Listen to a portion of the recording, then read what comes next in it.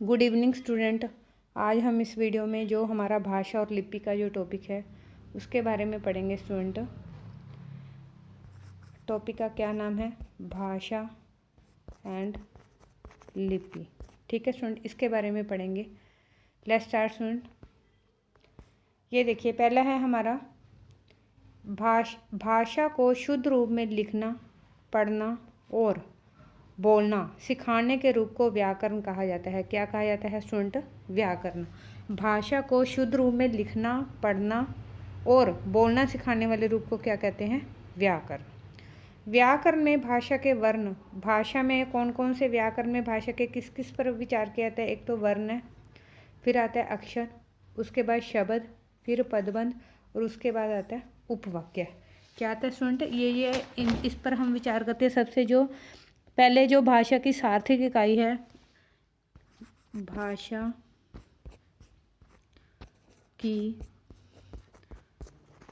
सार्थक इकाई वाक्य है। इकाई क्या है? वाक्य है। ठीक है स्टूडेंट। जो वाक्य से छोटी इकाई है, जो वाक्य है, वाक्य से जो छोटी है वो कौन सी है स्टूडेंट? उपवाक्य। ठीक है, वाक्य से छोटा क्या होता है? उपवाक्य। उपवाक्य से छोटा क्या होता है? पदबंध। पदबंध। पदबंध से छोटा क्या होता है स्टूडेंट? पद। ठीक है, पद से छोटा क्या है स्टूडेंट? अक्षर। और अक्षर से छोटा क्या है? वर्ण। स्टूडेंट, ये जो है इसकी जो इकाइयाँ हैं। ठीक है स्टूडेंट। अब हम ये जो मैंने आपको बताए हैं ये सारे आते हैं वर्ण, अक्षर, शब्द, पदबंध और उपवाक्य। फिर करेंगे, हम पढ़ते हैं व्याकरण के अंग। व्याकरण के कितने अंग हैं? 4 अंग हैं स्टूडेंट। वर्ण विचार, शब्द विचार, वाक्य विचार और पद विचार। पहला है वर्ण विचार। वर्ण विचार में क्या होता है? भाषा की सबसे छोटी ध्वनि वर्ण कहलाती है। अगर आपको पेपर में प्रश्न पूछ लें कि भाषा की सबसे छोटी इकाई कौन सी है, कौन सी भाषा की सबसे छोटी ध्वनि कौन सी है, वो है वर्ण। ठीक है स्टूडेंट। नेक्स्ट है शब्द विचार। शब्द विचार किसे कहते हैं? वर्णों के सार्थक मेल को शब्द कहते हैं।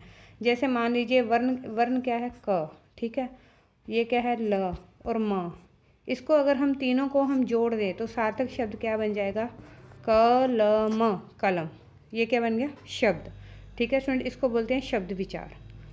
नेक्स्ट है पद विचार। पद विचार क्या होता है? वाक्य में प्रयुक्त होने वाले शब्द को पद कहलाते हैं।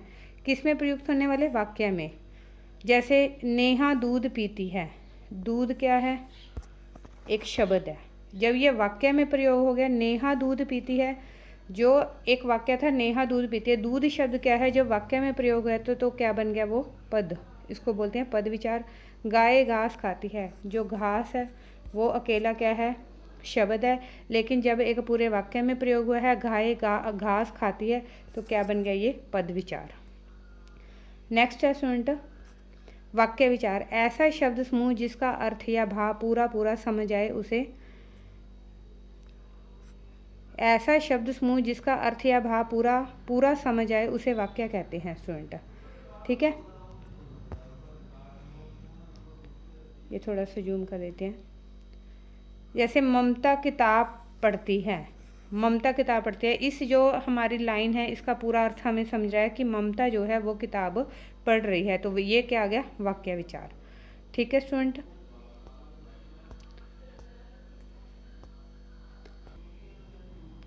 नेक्स्ट है स्टूडेंट भाषा। भाषा किसे कहते हैं? भाषा वह साधन है जिसके द्वारा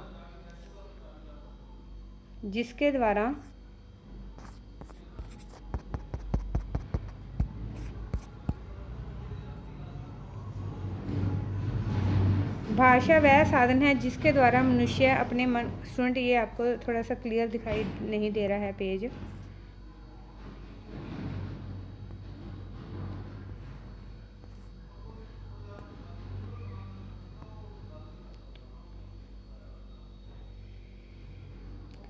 वह साधन जिसके द्वारा मनुष्य अपने विचारों को बोलकर या लिखकर दूसरों तक पहुंचाता है उसे क्या कहते हैं स्टूडेंट?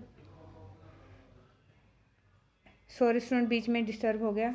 भाषा विचारों के आदान प्रदान का वह साधन है जो लिखने या बोलने के लिए प्रयोग में लाया जाता है। भाषा किसे कहते हैं? भाषा विचारों के आदान प्रदान का वह साधन है जिसे बोलने या लिखने के लिए प्रयोग में लाया जाता है।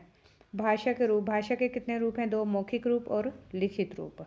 मौखिक रूप किसे कहते हैं? भाषा के जिस रूप से मन के भावों का आदान प्रदान बोलकर और सुनकर किया जाता है उसे मौखिक भाषा कहा जाता है। स्टूडेंट, जैसे नेताजी भाषण दे रहे हैं, राम और मोहन फ़ोन पर बात कर रहे हैं।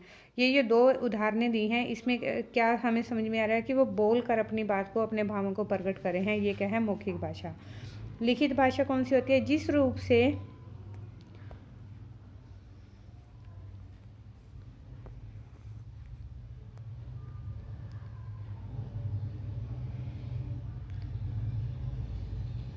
जिस रूप से मन के भाव और विचारों का दान पर लिख कर या पढ़कर किया जाता है उसे क्या कहते हैं? लिखित भाषा। जैसे बच्चा परीक्षा दे रहे हैं, राधा कहानी लिख रही है।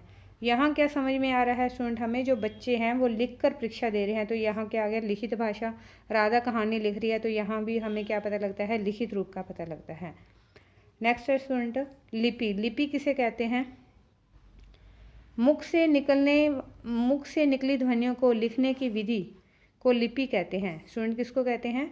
मुख से निकली ध्वनियों को लिखने की विधि या चिन्ह जो प्रयोग में लाए जाते हैं उसे क्या कहते हैं? लिपि कहते हैं। संसार की विभिन्न भाषाओं को लिखने के लिए स्टूडेंट अनेक लिपियाँ हैं। हिंदी भाषा कौन सी लिपि में लिखी जाती है? देवनागरी। अगर आपको प्रश्न आता है कि हिंदी भाषा के लिए कौन सी लिपि है, वो है देवनागरी लिपि। और जो संस्कृत है और मराठी है ये भी देवनागरी लिपि में लिखी जाती है। स्टूडेंट्स, आज के वीडियो में हमने भाषा और लिपि के बारे में बात की है। नेक्स्ट वीडियो में हम वर्ण विचार के बारे में बात करेंगे। स्टूडेंट, अगर आपको मेरा वीडियो अच्छा लगा तो प्लीज़ सब्सक्राइब माई चैनल, और आप इस जो टॉपिक है इसके रिलेटेड मैं आपको ऑब्जेक्टिव टाइप क्वेश्चन ही बना कर दूंगी, ताकि जो आपका अगर डिटेल पढ़ा है तो उसको आप उन क्वेश्चनों को सॉल्व कर सके। Thank you student.